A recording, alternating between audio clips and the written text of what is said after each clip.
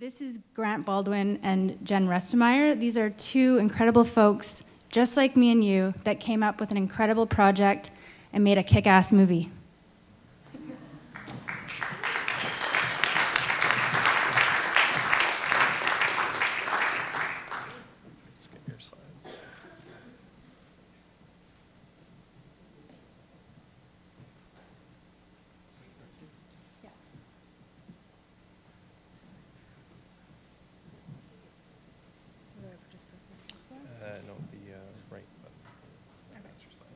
All right, yeah, so I'm Grant, this is Jen, we're from the Clean Bin Project.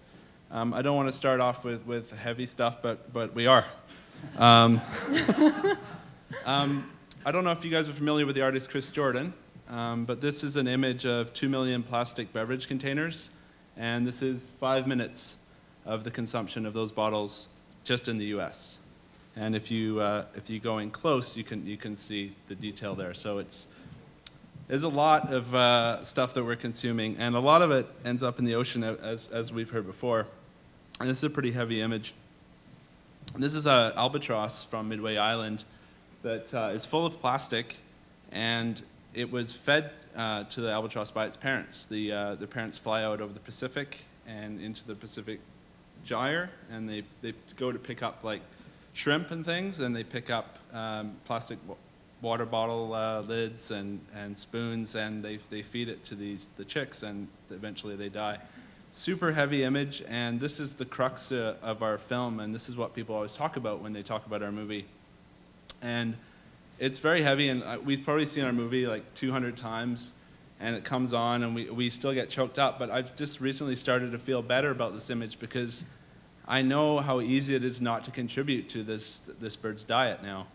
These are all avoidable things that we try not to use anymore, or at least if we do, we know there's a place to recycle them. So our journey with zero waste started when we saw images like this back in 2008. So it's been a few years now.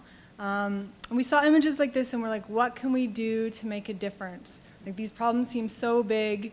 We don't get to see the albatross. How can we help them? How can we do something in our own lives?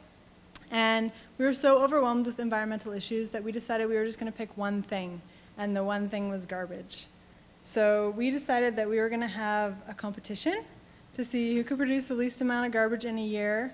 I don't know, how many people have already seen our film and know our whole story? Okay, so half. Oh, so there's still some new people out there. Well, basically, Jen and I are super competitive. We've always been very competitive. We met tree planting, and it was my second year, and I thought that they paired me up with Jen. I thought it was way better. She'd been planting for 5 years. She outplanted me by 1,500 trees that day. So I've been bitter ever since, and I thought this would be a good way to seek revenge. So that was the premise of our story, and then we decided that we would write a blog during the year to kind of document what we were doing, and then we would also make a movie because we thought it would be fun and a great way to share our story. So we're going to show the trailer from our movie right now, and then we'll just talk a little bit more.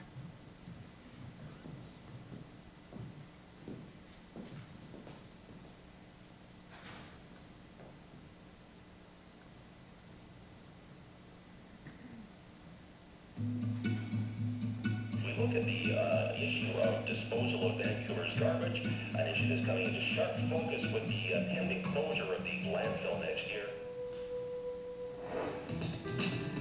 For 1 year, we will not produce any waste, and as part of that project, we won't buy any stuff. There has to be a competition. The person who has the least amount of garbage and who didn't buy anything wins. Say, these are pretty slick. You noticed that? Sure did. I just don't want to have the plastic packaging. I want to get it in my container. can I get it on a plate with no toothpicks? No toothpicks? I didn't want the toothpicks. Sometimes I do wonder because we're trying not to produce garbage, but then the person next to you in line is just getting their stuff double bagged anyway, and I just wonder if there's even any point in us doing this project. 2 years ago, I started hearing something referenced, described as a floating island of garbage, twice the size of Texas. This is what the ocean water was like the competition between the plastic and the natural food is greater. Trash outweighed the plankton by a factor of 6 to 1. This piece is 1 million plastic cups, which is the number consumed just on airline flights in the United States every 6 hours. And we can see this stuff, behold it with our senses, we might feel something. And when we feel something, that's when we act. Jen has become so passionate about this project. She's researched how to make laundry detergent. She's made toothpaste from scratch. How's it taste? Not very good. Your smile's getting bigger. I'm still trying to figure how if I should keep holding on to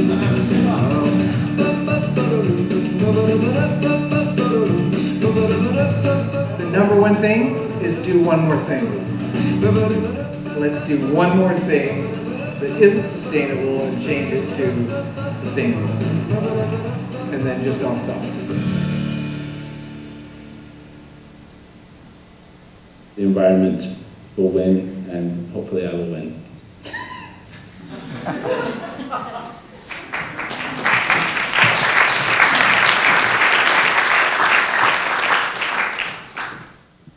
So how do we do it? How do we cut down on our waste, I guess, is a big question. Well, for one thing, garbage cans are all over your house. They're in your bedroom. They're in the bathroom. And we decided what we do is just put everything in one spot, and instead of making it just garbage, we'd separate it all into the different components: paper, metal bits, plastic pieces we weren't sure what to do with, low-grade paper, and then the garbage cans. So this is what our sink looks like now. We're not competing anymore with garbage, but this is basically what our kitchen looks like now. So I mean, basically our project had two components. One was that we really watched our waste and became really good at recycling. So we recycle almost everything you can imagine, and we went beyond the blue box, as they say, to recycle things like soft plastic. But the other part is that we really started avoiding things. So like, I can say right now, I guarantee you will never see me with a plastic shopping bag. Like, we've just made a pledge, and because we made it so public, it would be embarrassing if you saw me with a plastic shopping bag, because all of our friends and family know what we're doing. So by making it public, it really helped us.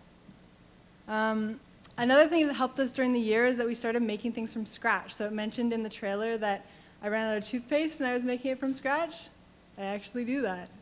And I make deodorant, and I make pasta, and I make bread, and we don't do all those things every week, but we started kind of going back to the way it used to be, where people were making things from scratch all the time. I mean, these are great skills. Why shouldn't we all know how to make bread from scratch? Yeah, and a lot of people asked us during the year, did we save a lot of money? And we didn't track it, but easily I think we saved thousands, because if Jen does do all these things, so I don't do a lot of them. But if Jen makes bread, it works out about 30 cents a loaf. So there is a bit of savings there too. But yes, there is time. But it's all about kind of being prepared, and we rarely leave the house without these tools. And as Brian Burke says, you got to pack for the urban wilderness, just as you would pack to go into the provincial park. We're all very pristine and careful in the provincial park. We make sure we bring our pack it in, pack it out. But in the city, we go crazy with our garbage. So we sort of bring things with us that we will need during the day. So if I have takeout, I'll use my container, or if I go for sushi, I bring chopsticks, stuff like that. It doesn't seem like much, and it probably doesn't really matter that much, just two people doing it, but it's amazing the influence that this project's had on others. It was totally shocking.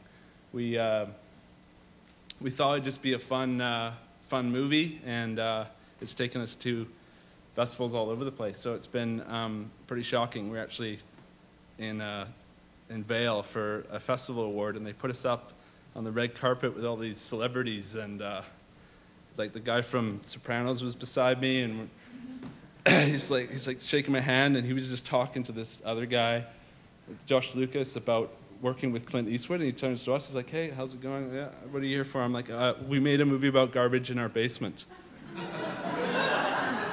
So Obviously, you know, people, they like the story, but I think that the topic is really something tangible, something that we can do as individuals to make a difference. I mean, we're not kidding ourselves. We don't think that not producing garbage is going to save the world. It's just one little thing out of many, many things, but it's something that's so easy to control, so why not control it? And the other thing that we wanted to say is that if you go to cleanbinproject.com, that's where all the resources are. So if you want to make your own toothpaste, cleanbinproject.com. Yeah, don't make the toothpaste, but I just want to close with one thing. You know, not that long ago, people were smoking in their offices, and then that was banned, and then people were smoking in bars, and that was banned. And I'd like to think that garbage one day will be sort of frowned upon in the same way, and it'll be socially unacceptable to have a garbage can.